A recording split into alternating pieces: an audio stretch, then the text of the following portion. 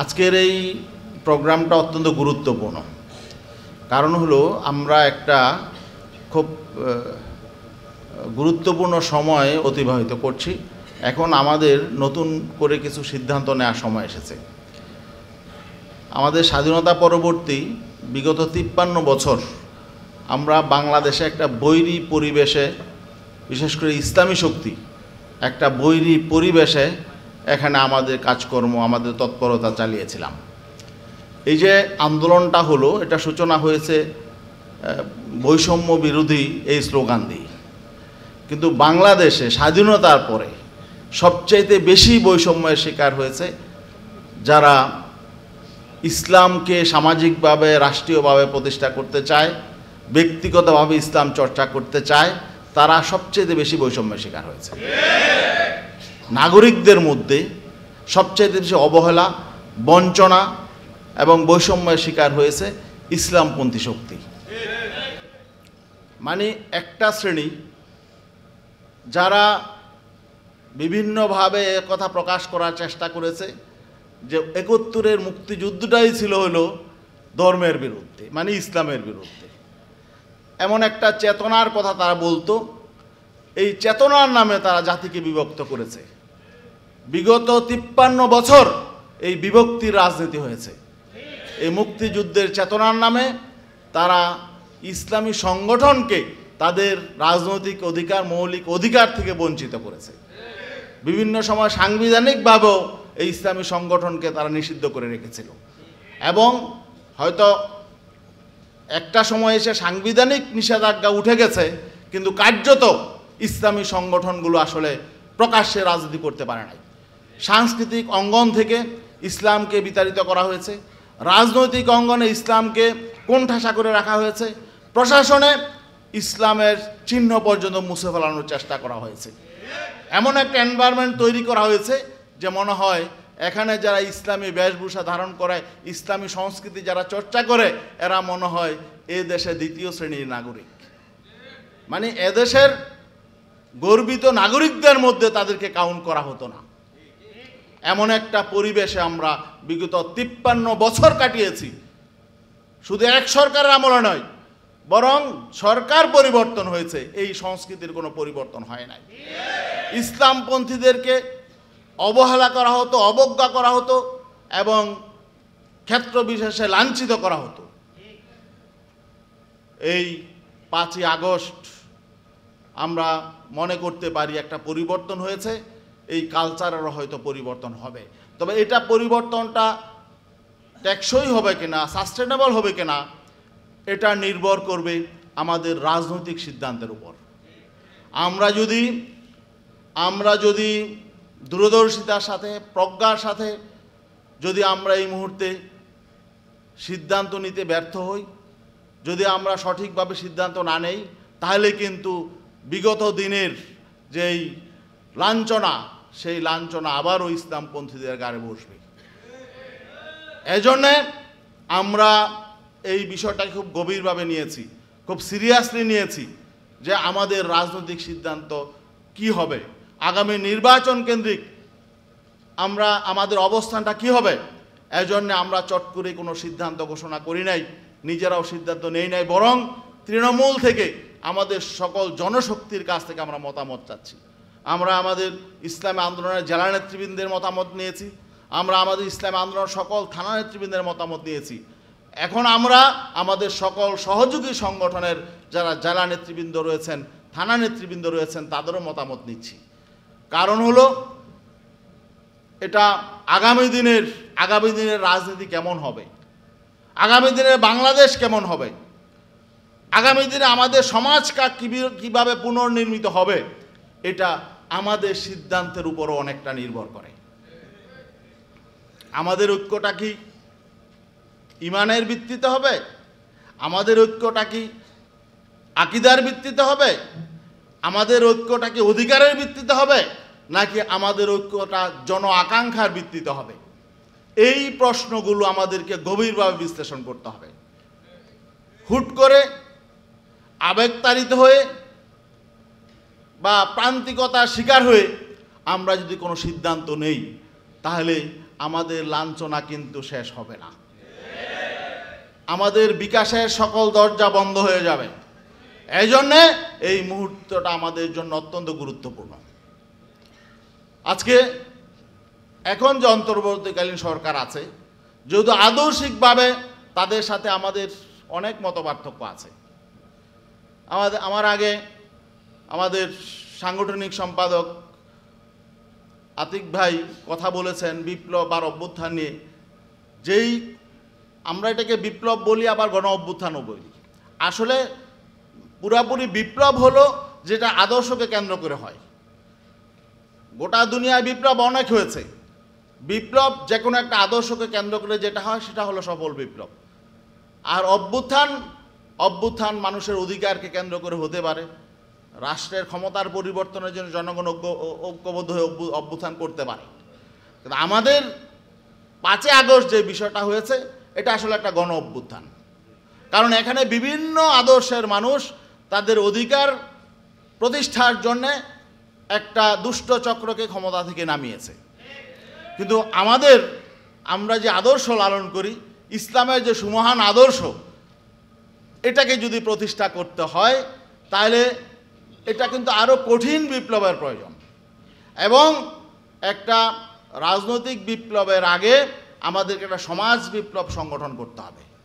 সমাজ বিপ্লব বলতে কি, এই যে আমাদের ইসলামের যে বিধিবিধানগুলো, এখন আমরা যদি নির্বাচনে বিজয়ী হয়ে, ইসলামী শক্তি ঐক্যবদ্ধ হয়ে বিজয়ী হয়ে ক্ষমতায় গেল, তাহলে কি ইসলামের সকল বিধিবিধান এবং শরিয়া ভিত্তিক আইন কানুন এগুলোকে আপনি পূর্ণাঙ্গ বাস্তবায়ন করতে পারবেন?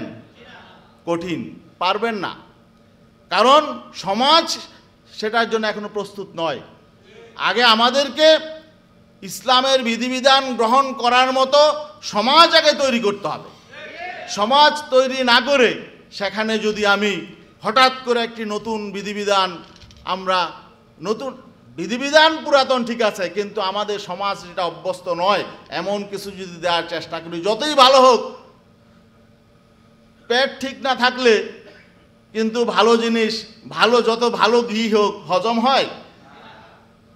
ভালো দুধ, ভালো ঘি হজম করার জন্য কি লাগবে? হজম শক্তিটা ভালো হইতে হবে। এরকমভাবে ইসলাম তো ভালো জিনিস, চমৎকার জিনিস, কিন্তু আমাদের সমাজের তো পেট ঠিক হয় না এখনো। এটা হজম করার মতো সমাজকে আগে তৈরি করতে হবে। এজন্যে আমরা অনেকে আবেগে বলি যে আমরা নির্বাচন করেই ইসলাম কায়েম করে ফেলবো। অত সহজ না। হ্যাঁ, একটা পরিবেশ তৈরি করতে হবে। আমাদেরকে একটা কি করতে হবে? ইসলাম, যাতে ইসলামের সৌন্দর্যটা প্রকাশ করতে হবে, মানুষকে তুলে ধরতে হবে, এবং ইসলাম প্রতিষ্ঠার জন্য যে উপযোগী পরিবেশ দরকার সেটা আগে তৈরি করতে হবে। এখন অনেকে বলে খেলাফত কায়েম করে ফেলবে, অনেকে এরকম বলে না। অত সহজ? আফগানিস্তানে তালেবানরা কত ত্যাগ কুরবানি করেছে, জীবন দিয়েছে, তারা কি এখন খেলাফত কায়েম করতে পেরেছে? তারা কিন্তু খেলাফতের নাম এখনো দেয় নাই। কারণ যদি তারা সেখানে খেলাফত কায়েম করত, গোটা দুনিয়ার মুসলমানদেরকে তাদের হাতে বয়াত হইতে হতো। কারণ পৃথিবীতে খেলাফত একটাই হয়। যাই হোক, আমি সেই বিতর্কে যেতে চাই না। আমার কথা হলো যে আমাদের জন্য একটা পরিবেশ লাগবে, মানুষকে যাতে ইসলামের সৌন্দর্য, ইসলামের বিধিবিধানের যে সৌন্দর্যগুলো, ইসলামের যে উপকারিতাগুলো, এটা জনগণ কিভাবে পাবে, এই জন্যে আমাদেরকে সুযোগ দিতে হবে। আর এই সুযোগটা এসেছে এখন। সেই সুযোগটা কি হয়েছে? তৈরি হয়েছে এই 5 আগস্টের অভ্যুত্থানের মধ্য দিয়ে একটি সুযোগ তৈরি হয়েছে। এখন আমরা সেই সুযোগটা নিব কি নিব না, এটা আমাদের রাজনৈতিক সিদ্ধান্তের উপর নির্ভর করবে। এই জন্যই আপনাদের মতামত নেওয়া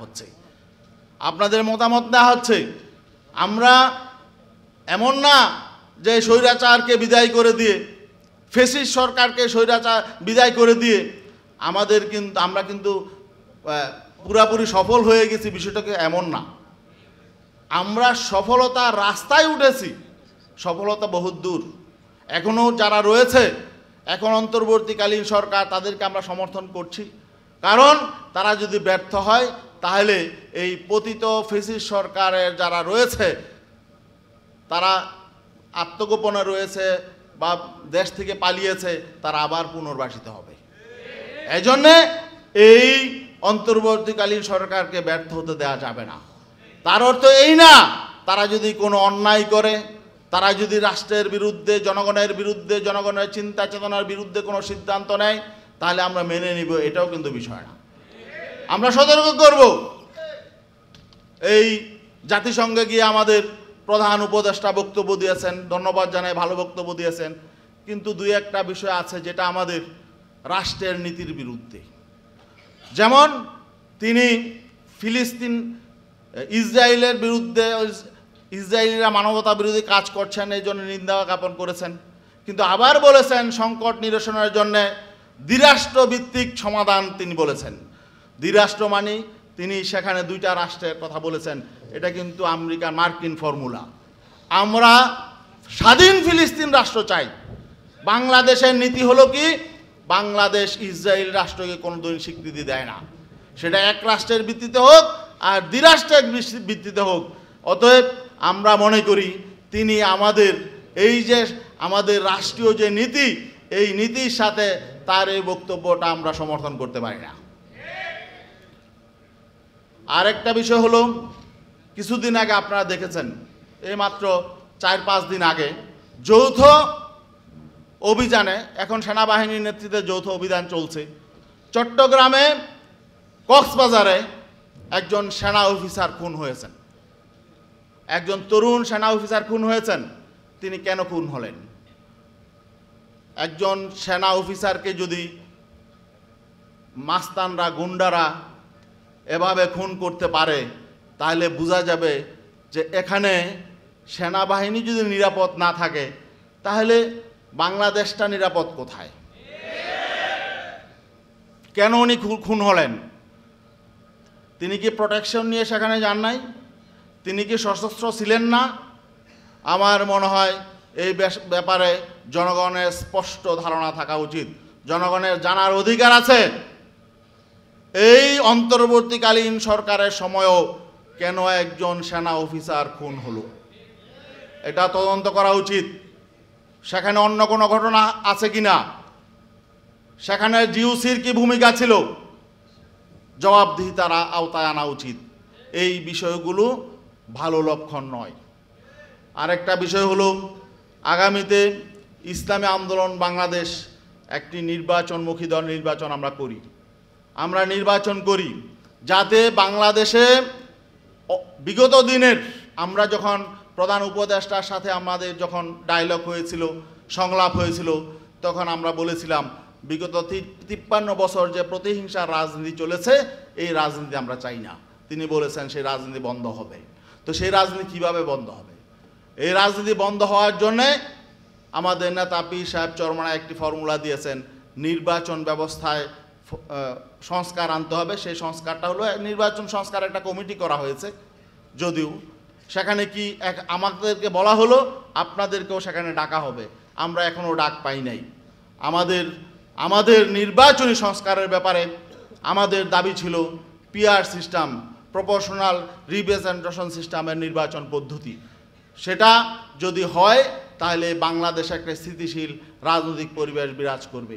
নির্বাচনে কালো টাকা, পেশি শক্তির ব্যবহার হবে না, প্রত্যেকটা ভোটারের ভোট মূল্যায়িত হবে, সংখ্যানুপাতিক নির্বাচন পদ্ধতি এটা যদি প্রবর্তন হয় তাহলে রাজনৈতিক অস্থিরতা এমনিতেই কমে যাবে। পার্লামেন্ট হবে সকল সমস্যা সমাধানের কেন্দ্রবিন্দু। সকল রাজনৈতিক দল যাদের জনভিত্তি আছে সকলের কি হবে, সেখানে প্রতিনিধিত্ব থাকবে।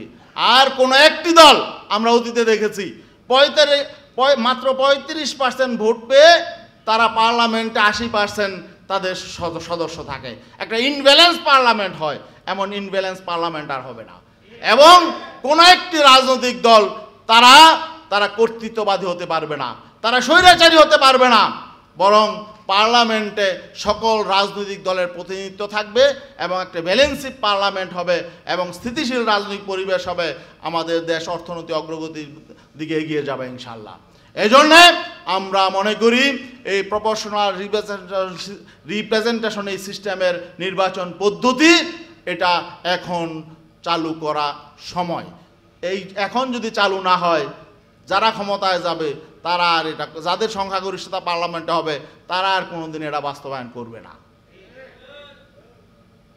আর বাকি আমাদের সেনা প্রধান তিনি বলেছেন আগামী 18 মাসের মধ্যে নির্বাচন হবে। আমরা চেয়েছিলাম আরও আগে হোক, যেহেতু সংস্কারের কিছু বিষয় আছে, এগুলো সংস্কারের কার্যক্রম সম্পন্ন হওয়ার পরে 18 মাসের ভেতরে যদি নির্বাচন হয় আমরা একে স্বাগত জানিয়েছি, আমাদের কোনো আপত্তি নেই। তবে নির্বাচনের লেভেল প্লেইং ফিল্ড শুধুমাত্র কিছু সংস্কার করলেই হবে না। আমরা এখনো পর্যন্ত দেখছি একটি রাজনৈতিক দল তাদের অপকর্মের কারণে, আওয়ামী লীগকে তো ধ্বংস করেছে শেখ হাসিনা নিজেই। শেখ হাসিনা যেমন এই দেশটাকে ধ্বংস করে গেছে, তেমনি তার দলটাকেও ধ্বংস করে গেছে। সে তার নেতাকর্মীদেরকে অনিরাপদ রেখে দেশ ছেড়ে পালিয়েছে। যাই হোক, তারা তাদের প্রায়শ্চিত্ত ভোগ করবে, কিন্তু তারা চলে যাওয়ার পরে সব জায়গায় কিন্তু আবার আমাদের অর্থমন্ত্রী নিজেই সে স্বীকারোক্তি দিয়েছেন যে চাঁদাবাজি বন্ধ হয় নাই, দখলবাজি বন্ধ হয় নাই, শুধু হাত বদল হয়েছে। তাহলে শুধু যে চাঁদাবাজি দখলবাজির হাত বদল হলো, আপনারা কি করেন? আপনারা তো কোনো দলীয় সরকার নয়, কোনো দলকে শেল্টার দেওয়ার জন্য তো আপনারা উপদেষ্টা পরিষদে নেই। অতএব সেখানে একটি দলের প্রভাব কেন চলবে? চাঁদাবাজরা কেন আবার চাঁদাবাজি করবে? কেন আবার দখলবাজি করবে? মানুষ কেন আবার সেই আগের সংস্কৃতি দেখবে? আপনারা কি করছেন? আপনাদের দায়িত্ব এগুলো বন্ধ করার। রাজনৈতিক দল বিগত দিনে যারা ক্ষমতায় ছিল, 3টি রাজনৈতিক শক্তি ক্ষমতায় ছিল, তাদের তো চরিত্রই এটা। তারা তো রাজনীতি করা হলো দখলদারি করার জন্যে, চাঁদাবাজি করার জন্যে, লুটপাট করার জন্যে। সেই লুটেরাদেরকে, চাঁদাবাজদেরকে যাতে নিয়ন্ত্রণ করা যায়, এই জন্যই তো আপনাদেরকে বসানো হয়েছে। আপনারা আবার বলেন চাঁদাবাজি বন্ধ হয় নাই, হাত বদল হয়েছে। একথা তো আমরা শুনতে চাই না। আমরা অ্যাকশন দেখতে চাই। জনগণ আপনাদের প্রতি আস্থা রয়েছে, জনগণ আপনাদের প্রতি আস্থা রেখেছে, আপনাদেরকে বসিয়েছে লেভেল প্লেইং ফিল্ড তৈরি করার জন্য। অতএব আপনারা সেই কাজটা ইনসাফের সাথে করবেন। আর মিডিয়া তো দেখা যায় রাতারাতি পরিবর্তন হয়ে গেছে। হ্যাঁ, এখন আমি 2-1টা মিডিয়ার খবর নিয়ে দেখলাম মালিকানাও পরিবর্তন হয়ে গেছে রাতারাতি। আগে আওয়ামী লীগের এমপি মন্ত্রীরা মালিক ছিল, এখন দেখি যে এর পেছনে চলে আসছে বিএনপি পন্থী ব্যবসায়ীরা, নেতারা। তার মানে কোনো রাজনৈতিক চরিত্রের কোনো পরিবর্তন হয় নাই, এজন্য অভ্যুত্থান হয় নাই, এজন্য এদেশের ছাত্ররা জীবন দেয় নাই। আগে আওয়ামী লীগের গুণগান গাইতো, এখন দেখা যায় 2-1টা দলের গুণগান গায়। এটা মিডিয়ার দায়িত্ব না, যা সত্য তা তুলে ধরতে হবে। ইসলামী আন্দোলন বাংলাদেশ জনগণের সংগঠন, দেশের কল্যাণে, জনগণের কল্যাণে রাজনীতি করে। আমরা কোনো জায়গায় বৈষম্য দেখতে চাই না, কিন্তু সবচাইতে বেশি বৈষম্য করে মিডিয়া। তারা সেই 71 থেকে দীর্ঘদিন পর্যন্ত যেমন ইসলামপন্থীদেরকে কোণঠাসা করে রেখেছে, এখনো পর্যন্ত দেখা যায়। হ্যাঁ, এখন কিছুটা পরিবর্তন হয়েছে, আমি বলবো না পরিবর্তন হয় নাই, কিন্তু আগের অভ্যাস কিছুটা এখনো রয়েছে। এখন মনে হয় যে একটা দলকে ক্ষমতায় তারা নিয়ে গেছে।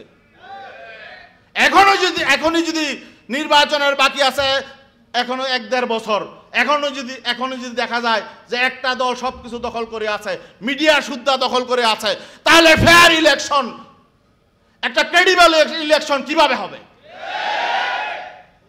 মিডিয়া সংস্কারের দায়িত্বের জন্য একটা কমিটি করা হয়েছে। আমি বলবো মিডিয়া যাতে সকল দলের প্রতি ইনসাফ করে, আর যদি ইনসাফ না করে সেই মিডিয়া বন্ধ করে দেওয়া হোক।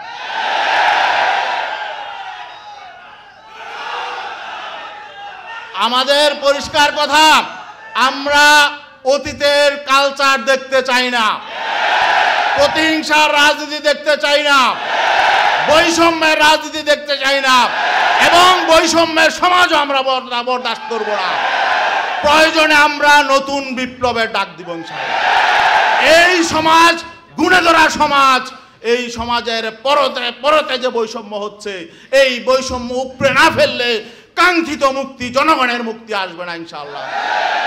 আগামী নির্বাচনে কথাবার্তা হচ্ছে, ইসলামপন্থীদের ঐক্য হবে ইনশাআল্লাহ। সেখানে নেতৃত্ব দেবেন পীর সাহেব হুজুর চরমনাই। পীর সাহেব চরমনাই, কারণ হলো, শুনেন, কারণ হলো পীর সাহেব চরমনাই আজ থেকে 3 বছর আগে জাতীয় ঐক্যের আহ্বান জানিয়েছিলেন, নতুন করে নয়, আগে থেকে তিনি ঐক্যের কথা বলে আসছিলেন। আমরা ঐক্য চাই দেশ গঠনের জন্য, মানুষের মুক্তির জন্য এবং ইনসাফ কায়েমের জন্য। ইসলাম হলো ইনসাফ, ইসলামের অপর নাম ইনসাফ, ঠিক ঠিক না ভাই? অতএব ইসলাম ছাড়া বাংলাদেশে বৈষম্য নির্মূল হবে না, ইনসাফ কায়েম হবে না। সবাইকে ধন্যবাদ। আপনারা যে সমস্ত প্রস্তাবনা দিয়েছেন, মতামত দিয়েছেন, আমাদের আমেলায়, প্রেসিডিয়ামে এবং সর্বোচ্চ পরিষদের শুরায় এগুলো নিয়ে বিশ্লেষণ হবে এবং আমরা খুব দ্রুতই ইনশাল্লাহ একটা রাজনৈতিক সিদ্ধান্ত ঘোষণা করবো ইনশাল্লাহ। এই বলে শেষ করছি। আসসালামু আলাইকুম।